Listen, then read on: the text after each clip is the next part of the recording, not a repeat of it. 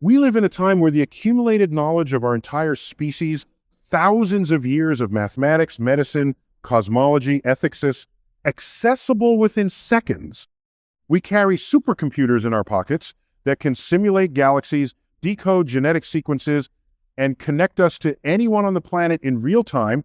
And yet, many people wake up feeling empty, anxious, adrift. Isn't it a strange paradox? Technologically speaking, we're advanced beyond the wildest dreams of our ancestors. But biologically and psychologically, we are still, in many ways, ancient creatures trying to navigate a modern world with Stone Age instincts. This irony isn't a flaw in the system. It's a feature of evolution. You see, natural selection rewards survival, not serenity. Our bodies evolved not for happiness, but for efficiency. Our brains are sculpted more for detecting threats than for contemplating meaning. And when we push that ancient hardware into the overstimulating environments of the 21st century algorithmic news feeds, artificial food, 24/7 noise, we shouldn't be surprised if something begins to glitch. What's holding us back in this modern world isn't war or famine or failed policy, at least not exclusively. It's the invisible frictions woven into our daily choices. The small habitual misalignments between how we live and how we're wired to live. Frictions not born of catastrophe, but of entropy. The slow, unnoticed unraveling of systems under constant strain. Systems like your nervous system, like your attention, like your social fabric. So perhaps the better question isn't what's wrong with the world, but rather, what are we doing day by day, meal by meal, interaction by interaction that quietly pulls us further from our potential as a species of self-aware stardust? Because that's what we are. Not metaphorically, literally. The carbon in your cells, the iron in your blood, the calcium in your bones, they were forged in the heart of stars. The very atoms that make up your brain once belonged to ancient supernovae that exploded long before Earth ever cooled into a crust. So when we talk about reaching for a higher way of living, we're not talking about mysticism. We're talking about chemistry, physics, biology, evolution, responsibility. This isn't about becoming more spiritual. It's about becoming more human in the most scientifically informed, cosmically grounded sense of the word. And that begins with asking, what are you allowing into your life that's quietly eroding the system you call you? Not because it's evil, but because it's incompatible with the organism you are. So let's examine together, rationally and humbly, some of the most common sources of friction in the human experience today. Frictions that have nothing to do with fate or mysticism, and everything to do with neuroscience, planetary ecology, evolutionary mismatch, and the social behaviors we've inherited from a much older version of ourselves.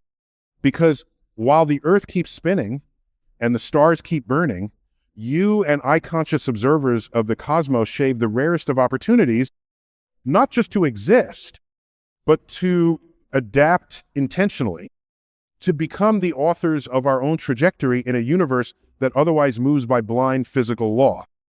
Let's begin. Let's start where civilization often begins and often forgets at the table. You are not just what you think, you are what your cells are made of.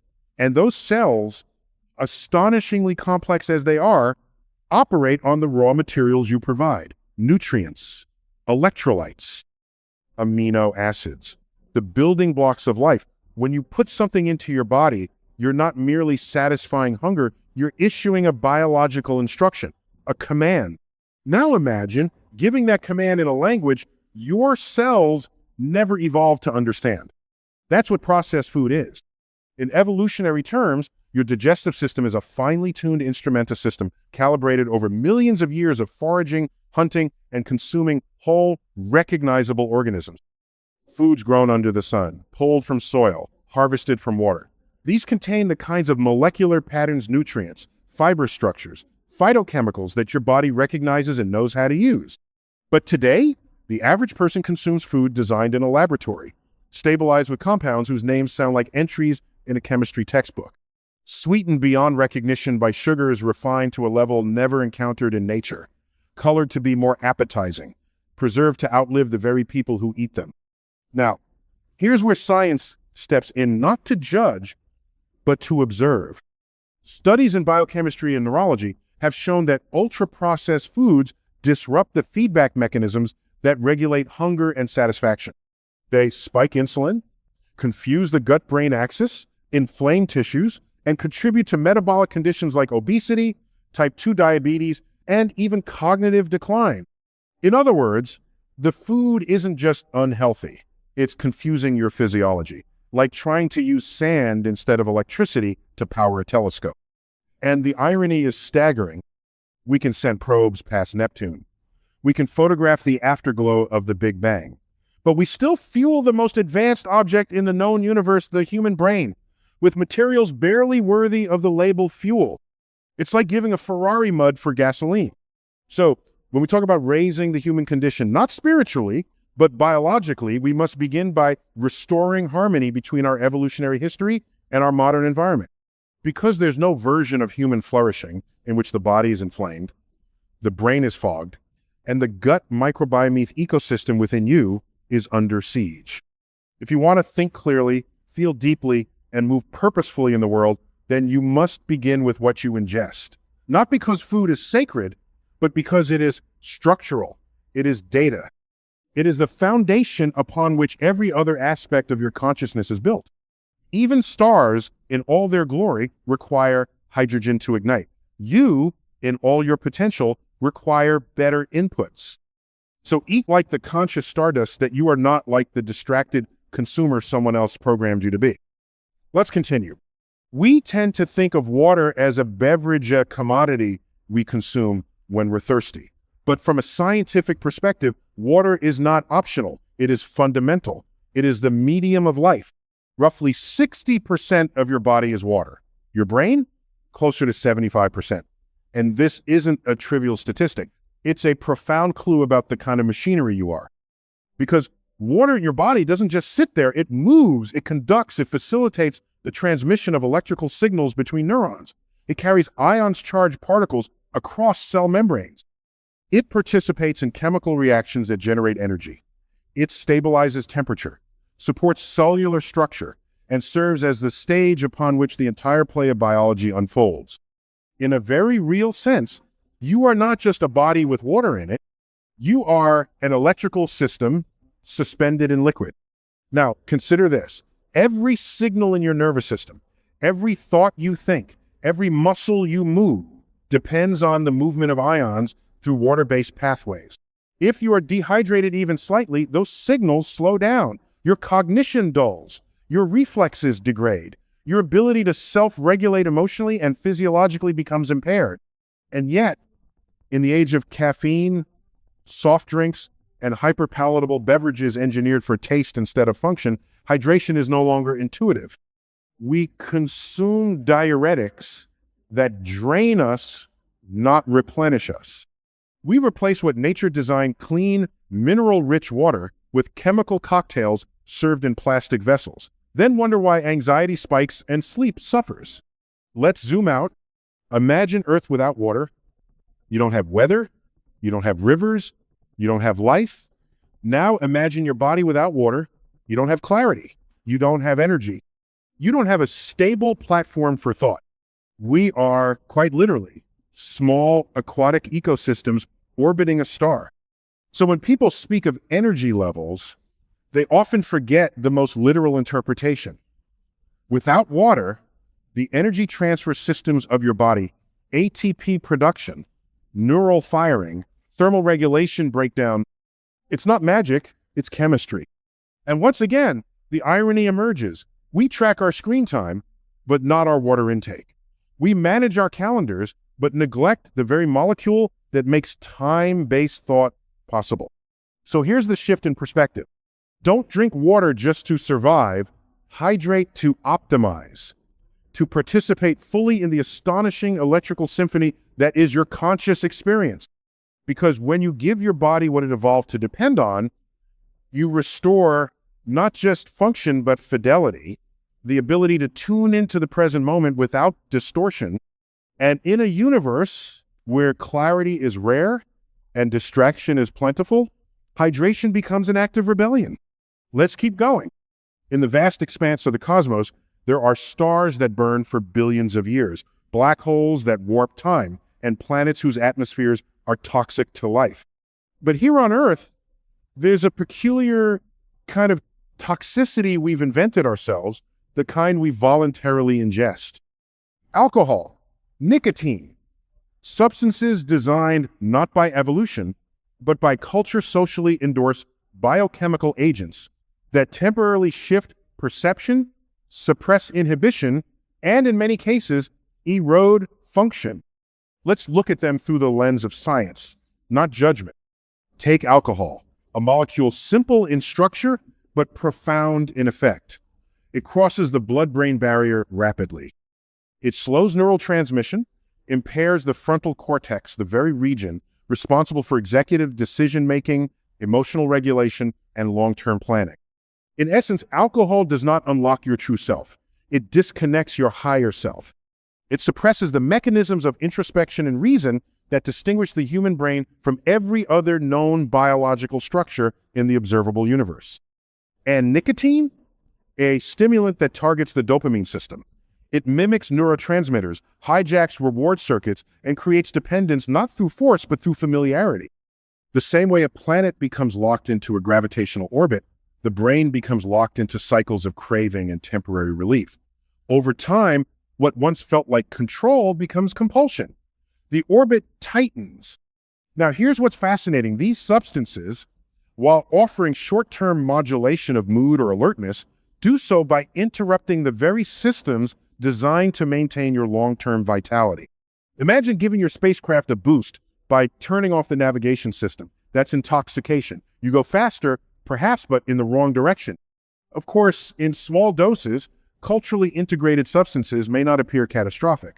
But in cumulative terms, neurologically, behaviorally, evolutionarily, they represent a misalignment between ancient biochemistry and modern convenience. And the broader point isn't just about molecules, it's about agency. As a conscious being one who can model consequences, imagine futures and reflect on inner states you possess, the rarest trait in the universe. The ability to choose against your impulses, to say, I understand the mechanism, I feel the desire, and still I will opt for clarity. Because clarity, in a world engineered for distraction and sedation, is a revolutionary act. You are not a machine, but you are a system. And like any complex system, your behavior is the result of feedback loops, environmental inputs, and biochemical signaling. When those signals are chronically distorted, your capacity to thrive physically, mentally, socially begins to degrade. So this is not a moral appeal. It is a systems update. You cannot optimize a telescope while pouring syrup into its lenses. You cannot expect insight while short-circuiting the circuits designed to generate insight. The choice then is not about abstinence or indulgence. It's about coherence. Integrity between the tools your biology evolved to use and the environments you place them in. Because in the end, the most powerful psychoactive substance you will ever encounter is not a drink, a smoke, or a pill. It's awareness. And the ability to direct eye undistorted may be the closest thing we have to free will in a universe governed by law. Shall we continue? Let's talk about space, not the kind between stars, but the space you inhabit every day. The human brain did not evolve in concrete rectangles or under flickering fluorescent bulbs. It evolved under sunlight, among trees, in open skies, in irregular terrain. For over 99% of human history, we were wanderers on a dynamic, unpredictable earth exposed to shifting winds, birdsong, the scent of soil, the cooling rhythm of night. Then, in the last micro instant of evolutionary time, we built boxes. We tiled them with plastics. We filled them with screens. And we began to live not as organisms embedded in ecosystems, but as operators inside sterile containers of convenience. And here's what the science reveals. Your circadian rhythm, internal 24-hour clock that governs everything from sleep to hormone secretion, is exquisitely tuned to natural light. Blue wavelengths in the morning trigger alertness. Dim red light at dusk prepares the body for rest. This system evolved under the arc of the sun, not the harsh fluorescence of office lamps or the cold glare of LED screens at midnight. Disrupt that rhythm long enough, and you disrupt sleep. Disrupt sleep, and you alter metabolism. Alter metabolism, and you disrupt mood. Soon, what began as a lighting decision becomes a full system destabilization. That's not philosophy. That's neuroendocrinology. And it gets more interesting. The air you breathe indoors is often recirculated, filtered through ducts, conditioned by machines. In many cases, it lacks the microbial diversity and ionization of outdoor environments. Your body doesn't just crave oxygen, it responds to chemical cues in the air. Negative ions near waterfalls, terpenes released by pine trees, the microbial ballet of soil. These aren't romantic notions. They're measurable variables that affect cortisol levels, heart rate variability, and even immune response. Studies show that just 20 minutes in a forest can reduce stress hormones, that views of nature, even photograph scan, accelerate recovery from surgery. Why? Because nature isn't just beautiful, it's regulatory. You were designed to live in it, not merely visit it. So when we surround ourselves with synthetic materials, artificial scents, and digital overstimulation, we are biologically speaking placing a rainforest species inside a server room and wondering why it's restless, fatigued, and prone to burnout. We call this normal. But from a planetary perspective, it's an experiment in habitat mismatch. Imagine placing a coral reef organism in a fish tank with no current, no algae, no reef, just sterile water and a plastic castle. It might survive, but it will not thrive. And over time, its systems will begin to deteriorate, not from trauma, but from absence.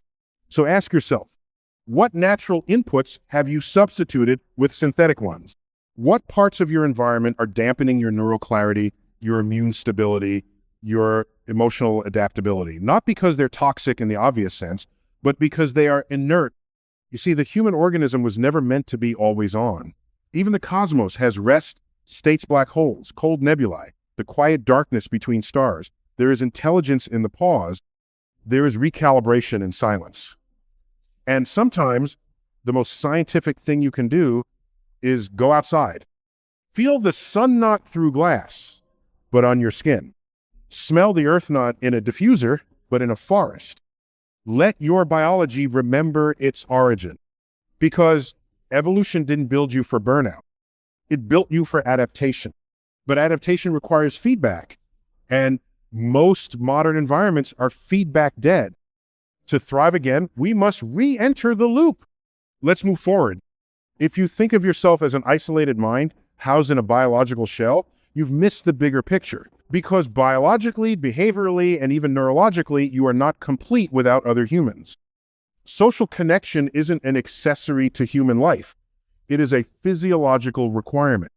MRI studies reveal that the same regions of the brain activated by physical pain are also activated by social exclusion.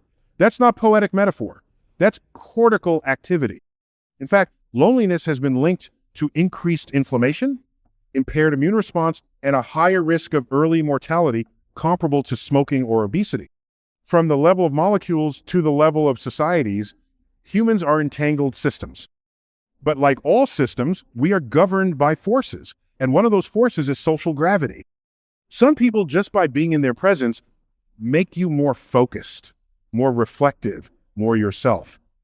They stabilize your emotional orbit the way a large mass stabilizes the motion of a moon. They don't pull you into their center. They help you stay centered in yours. Others act more like emotional black holes. They absorb attention, energy, and time, but reflect little to no light. Conversations spiral, tension rises. You leave interactions feeling fragmented, not expanded. Now, let's not vilify. A black hole is not evil. It's just a gravitational anomaly with mass so dense that light itself cannot escape. But here's the key insight. You can choose your trajectory. You don't have to be captured by every field you pass through. Your attention, your presence, is a finite resource. And where you invest it shapes not only your mood, but your neurobiology. Mirror neuron cells in your brain that simulate the actions and emotions of others make social contact not just interactive, but internalized. In other words, Who you spend time with literally changes your brain, your emotional tone, your linguistic patterns, even your immune system markers. This isn't mysticism. This is embodied cognition, social neuroscience. And in an age of digital hyperconnectivity, we often mistake quantity for quality, follower counts for friendship, exposure for connection. But the nervous system knows the difference. It registers resonance. So ask yourself, are your relationships enhancing your coherence or creating static? Are you orbiting around mutual growth or around cycles of dependency, performance, and exhaustion? Because social dynamics, like planetary systems, follow patterns. Some spiral inward, draining energy. Others stabilize, expand, and sustain momentum over time. The key isn't to cut people out for being imperfect. That would be unrealistic and inhumane. The key is to tune your awareness like a radio telescope, sensitive to signal, but also alert to interference. Because just as a galaxy forms from gravitational agreement, your identity forms through relational resonance. You don't just reflect the people around you, you refract through them. So choose wisely, because in the cosmic choreography of human interaction, the orbits you maintain determine the clarity of your signal. Let's proceed. We live in a world where information is not just abundant, it is ubiquitous. We carry it in our pockets. We ingest it every waking moment. It flows through our phones, our screens, our devices at a pace that is so rapid, it's often difficult to distinguish signal from noise. Now, consider the brain, that magnificent bioelectric machine. It can process an incredible amount of data, but it's not designed to be bombarded continuously. The neural architecture of your brain evolved under far simpler conditions, slower, more deliberate information exchange. A conversation around the campfire. A decision made based on sensory cues in the environment. Communication was intimate, proximate, and slow enough for reflection. Today, the modern world is a 24/7 data stream. Notifications, alerts, headlines, alerts about alerts. And the brain, it's not a passive receptor. It actively filters information. It organizes, processes, and sometimes ignores. But what happens when we overwhelm those filtering systems with noise? Neuroscience has a name for it. Cognitive overload. Your prefrontal cortex, the brain's command center for decision-making and self-control, begins to fatigue. The more information you process, the more it drains your capacity for deep thought, for focus, for coherence. It's like trying to use a supercomputer while it's constantly interrupted by random data points, so the machine never actually processes anything important. And the brain doesn't just feel overwhelmed. It reacts. Cortisol levels rise. Heart rate increases. Blood pressure spikes. Not because you're facing an immediate threat, but because your brain has been primed for constant alertness. You live in a world of hyperstimulation, and the result is that your body can no longer differentiate between an actual emergency and a flood of trivial data. This is the paradox of the modern age. We are more connected than ever, yet the more we consume, the more disconnected we become from our internal equilibrium. We are so aware of the digital landscape yet, so unaware of how it alters the very fabric of our mental and physical health. And here's the catch: your brain is plastic. It adapts.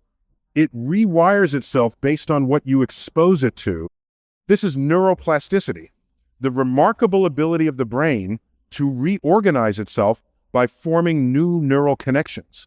And that's good when you're learning a new skill or deepening a relationship. But it can be dangerous when you're constantly feeding your brain a diet of superficial, distracting, or emotionally draining content. Consider this. You are not just what you eat, you are what you watch, what you scroll through, what you listen to, and what you consume in the form of information shapes your neural landscape just as much as food shapes your body. Now, let's zoom out even further. If your attention is constantly pulled in 1,000 directions, your mind is like a radio tuned to static rather than clarity. And the most profound ideas, the deepest reflections, the greatest inspirations, they require quiet, space, stillness. The more you fill your day with distractions, the less room there is for your mind to drift toward new ideas, to find patterns, to integrate knowledge. Your brain is not a passive receptor. It is a dynamic system of connections and pathways, and it needs time to process. Without that time, without periods of disengagement, you risk losing the ability to think deeply, to innovate, to reflect. It's not just about turning off notifications. It's about reclaiming your agency, your ability to choose where to place your attention, to be selective, to ask yourself, what is worth my neural bandwidth today? So here's the challenge for this era: to learn how to tune the signal in a world of noise. Because the universe, as vast as it is, has its own rhythms, its own silence, and that silence is the most profound source of information. The stars didn't shout to be seen, they simply burned. The laws of physics don't need your constant attention, they simply work consistently through every atom and galaxy. So when you think about your consumption habits, ask, what am I tuning my brain to? What frequency am I broadcasting into the world? Remember, attention is a finite resource. Treat it like the precious currency it is, because your thoughts and the way you attend to the world shape not only your brain, but the very reality you experience. Now, shall we continue? As we continue through this exploration of the biological forces shaping us, let's pause to consider something often overlooked in the high-speed, high-tech world we inhabit: the emotional dynamics of human relationships. Human beings are, in essence, social creatures. Our brains are hardwired for connection, literally. Neurons fire in patterns that mimic the behaviors of others. We mirror the emotions, actions, and intentions of the people around us, creating neural pathways that facilitate bonding, communication, and empathy. And yet, as we move through life, especially in the modern age, much of our intimacy has become casual, transactional. We connect with others through fleeting moments, through texts, quick conversations, and surface-level interactions. We trade our attention for amusement, for distraction, for instant gratification, but often leave the deeper currents of emotional resonance uncharted. Let's take a deeper look. Emotional resonance isn't just a poetic term, it's a neurological process. When we engage deeply with others, mirror neurons in our brains align with theirs. We feel their joy, their pain, their sorrow, their excitement, not just abstractly, but physiologically. Their moods become ours, their energy, our energy. And this is not just emotional, it's biochemical. When you feel a connection with someone, when you really engage with their presence, your bodies are exchanging far more than words. You are exchanging biochemical signals. Stress hormones, neurotransmitters like oxytocin, dopamine, serotonin, these chemicals are released in response to the presence, touch, or even thought of another human being. And when these exchanges are mutually nourishing, you create a feedback loop of energy that reinforces the bond. But here's the twist. Not all emotional exchanges are nourishing. Some are depleting. Like a moon caught in the gravity of a black hole, some relationships pull us in without ever letting us orbit freely. These are the emotional black holes that drain us. They suck our energy, distort our perceptions, and leave us in an ever-tightening orbit that spirals us toward exhaustion, not elevation. From a systems perspective, the relationships we form, whether they're intimate, professional, or social, function like gravitational fields. Some fields expand, pulling us toward growth, connection, and clarity. Others collapse, drawing us into emotional stagnation, conflict, and fragmentation.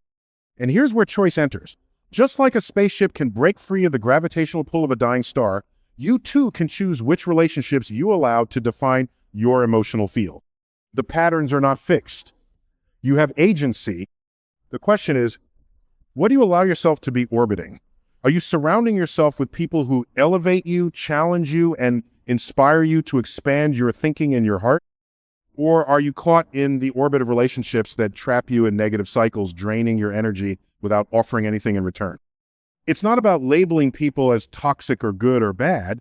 It's about biological resonance. Do your relationships support the harmonious rhythm of your biological system, or do they create discord? In the universe, when two waves collide, it sounds waves, light waves, or gravitational waves, there are two possibilities. The waves can cancel each other out, or they can amplify each other, creating a stronger signal than either could produce on its own. Relationships work the same way. The strongest connections are those where both individuals amplify each other's energy, creativity, and emotional resilience. These are the relationships where mutual respect, understanding, and genuine empathy lead to greater coherence between both people. So, if you want to improve the resonance in your own life, it begins with your relationships. And that doesn't just mean avoiding toxic people. It means cultivating connections that amplify your energy, that challenge your thinking, spark your curiosity, and encourage your growth. Because relationships, when in harmony, aren't just nice, they're biological accelerators. They enhance your potential, elevate your mental clarity, and increase your emotional capacity. And you as an individual in the grand cosmic system benefit from this resonance, not just emotionally, but physiologically. So take a moment to reflect. What is the energetic exchange happening in your relationships? What frequencies are you attuned to? Are you orbiting people who uplift you? Or are you stuck in cycles of emotional gravity that only serve to drain you? The universe doesn't discriminate, it doesn't favor one star over another.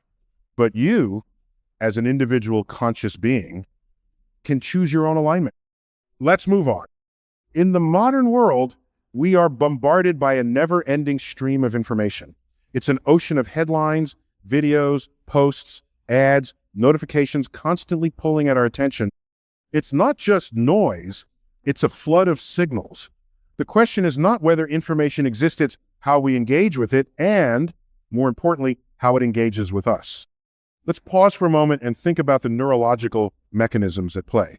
The brain is an extraordinary organess. Complexity is unmatched in the known universe. Yet, this highly advanced biological system operates on ancient wiring. Our attention circuits were built for a different kind of world one, where immediate survival was the primary concern. We were designed to detect threats, find food, and navigate social dynamics within a small group of people. In today's digital age, however, our attention is not just drawn to food or danger, it is captured by information, mostly designed to be consumed quickly. Every ping from your phone, every notification, every comment, they all hijack your brain's reward systems, flooding it with dopamine, the chemical associated with pleasure, motivation, and learning. But here's the catch. This system was never designed to handle a constant stream of stimuli. The brain's dopamine-driven reward system wasn't evolved for scrolling through endless feeds. It was evolved to reward us for completing tasks that were necessary for survival, like finding food, building shelter, and forming relationships. Yet now, we get rewarded for every click, every swipe, every new post, leading to a cycle of dopamine-driven addiction. The result? Your brain becomes rewired.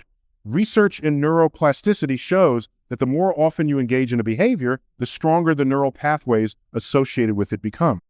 Over time, your brain adjusts to this constant state of engagement, this cognitive hyperactivity, and it starts to crave it. Your attention span narrows.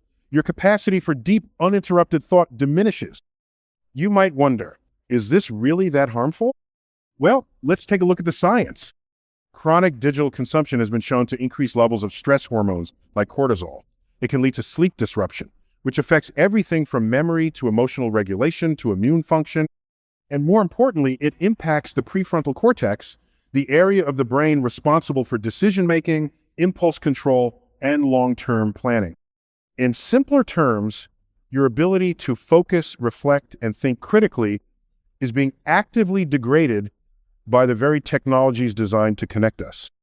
Now, this isn't to say that technology itself is inherently bad. The internet, smartphones, and social media have revolutionized human society in extraordinary ways.